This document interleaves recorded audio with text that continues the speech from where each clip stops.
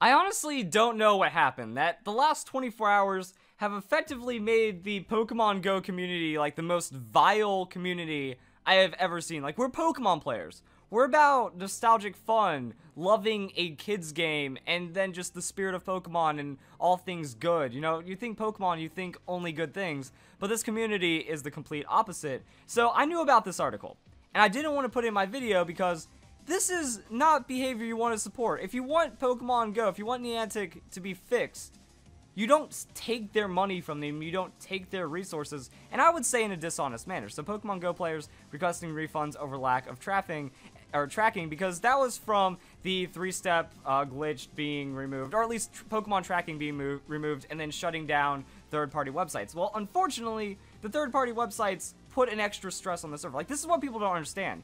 Tracking overloaded the servers. These extra websites like Pokevision, they were against terms of service. So one, it was illegal to do that in the first place, and two, it put extra stress on the server. So you guys are complaining about server issues, they try to fix it, then you complain about tracking, and now the entire community is against Niantic within 48 hours and not even giving them a chance. And that's absolutely what is disgusting me about this community. So here's kind of the post that started it all. Some guy said, the coins I purchased for the app were rendered useless because the game is having severe server issues and game bugs / glitches. The item in the game I purchased is time-based, so it cannot be used since the servers were down for hours and the game would freeze.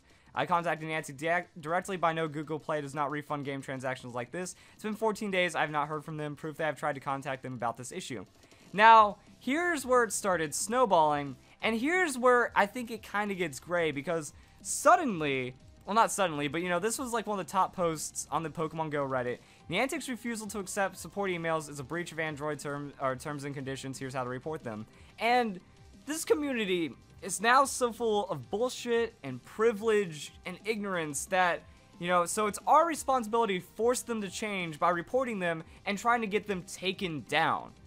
And people agree with this. And it's got to the point where this post right here is like the simple copy-paste support spam email. We're going to spam Google until something is done about Pokemon Go, while also asking for all of our money back so they can't fix these issues, and then just kind of watch the game die. So if you guys appreciate it so much, why are you trying to destroy it? Because this is trying to destroy it, and it's not even correct, because all you have to do is go to the Pokemon Go website, and this is support. And the thing is, like, what everyone's complaining about is this right here. You send a submit ticket through the app, and it says, please visit support.pokemongo.nianticlabs.com. Thank you for your interest in Pokemon Go. Your email to support has gone to an unmonitored mailbox. And this is what caused everyone to lose their mind, because that's what it said. Google Play apparently took down the refund request on the Play Store, so that means we have to call them directly. Such a removal is most likely temporary, because they were getting flooded with thousands, I don't even know, tens of thousands, hundreds of thousands, I don't know how many people have wanted it back, but this Kotaku article that I showed has 340,000, and other channels and YouTube videos are getting close to millions of views on how to get your money back by attacking Niantic over this. So make sure you respond to Google's email after you file your complaint. The lovely comment in the section below explains this. So that, I believe that's this one that's referring to, but this to me feels like it's not against Google terms of service, because they have a support website. That this is not a refusal to accept support emails, that they're saying, hey, go to our support website and we'll be able to handle your problem from there. And I don't know if that's against, I think that that's a big question. Is that against the Apple and Android terms of service to have your ticket need to be submitted on an external website, or like on a different website? I don't know, and I don't want people like just saying, yes, this is against the rules just because they feel it's wrong. I want to see proof. I want to know if this is a proper way to handle this, if other websites do it, because I think that this is the best way of handling it, because when you think about it, what's going to work better? Having every different kind of support issue being spammed into one inbox that people have to sort out, or simply going to the Pokemon Go support website, which it gives you a link for, hitting submit request, and then as you can see right here, there's there's 7 different requests as well as a search. So if you're having issues, you do what any support website wants you to do. Search something up, find out if this is an existing issue, and it might be able to fix your issue, which means less load on the support staff, and then that means the people that have unresolved or unresolvable support issues get theirs responded to in 24 hours as requested by the Google Play Store. So this seems like the best way to do it, and it also segregates it, that, you know, it's specific. Hey, delete my Pokemon Go account, report an issue, report an issue, report an issue, report a bug, help with Pokecoins and premium items. So that's why I'm also wondering, like, if this one fudged it a little. Like, did they just submit to the inbox that's unmonitored instead of actually submitting a straight-up support ticket through Niantic? Which would get responded to better. Maybe there's a small team for each of these. Maybe there's one person. So that means at least it's getting broken down, instead of having to try to put all of the resources into one place with a mess of tens of thousands of emails. These are going to be kind of separated. Also, you guys seem to forget that Pokemon Go is the most used app right now. Or it was, or at least it has been, or something like that. The Pokemon Go is massive. You can't expect, with 40 million players and a game that is having a lot of issues because there's 40 million players, that your email is going to get responded to in 24 hours. Like, I wonder if Google has some kind of extra for this, or maybe they expect that if you have this many plays going through on your game, that you have a support staff large enough to deal with it. But they weren't ready. That's why this game is experiencing so many issues, because Niantic wasn't ready for all of these people to love Pokemon Go so much. That's why the servers are overloaded. That's why there's so many issues.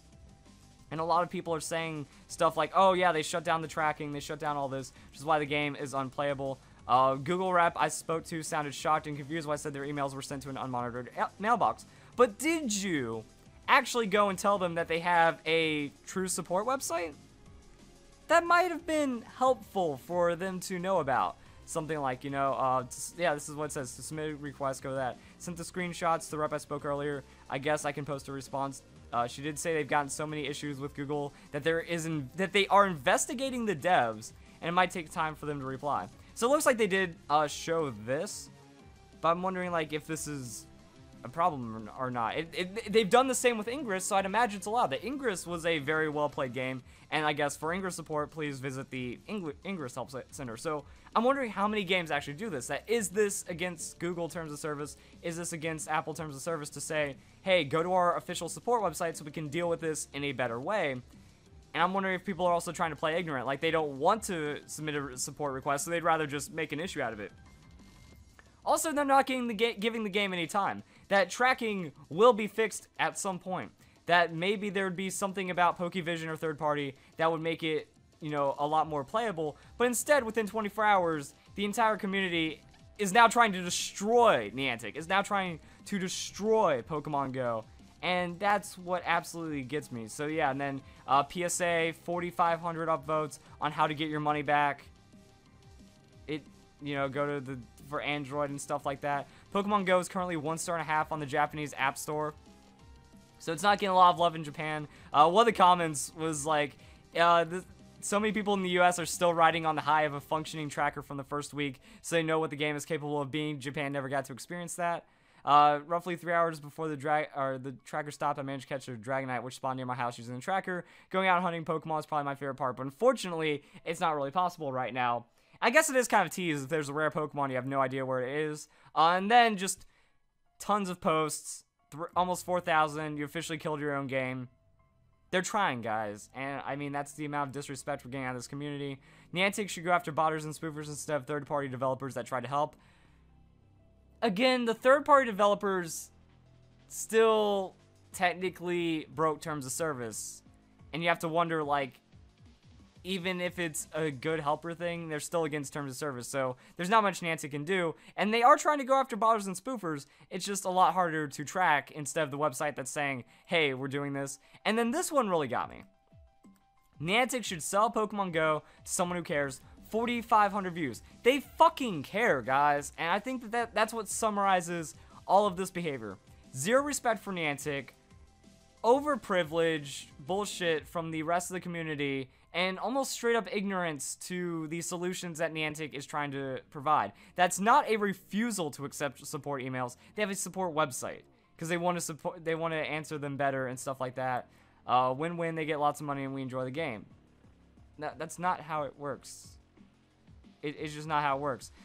Just sell it to Game Freak or Nintendo. Game Freak, please.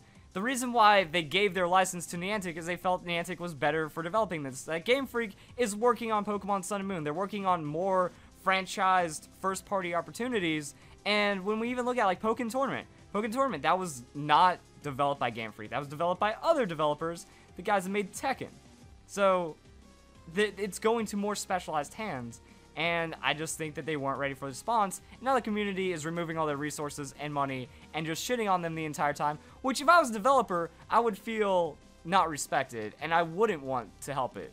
But then that's also going to cause people to get more upset. It's just a never-ending cycle. It's a snake eating its tail. Potion or whatever. No. We have this. We need one more hit. No. Voltorb. Voltorb, buddy. Yo, we just got absolutely wrecked.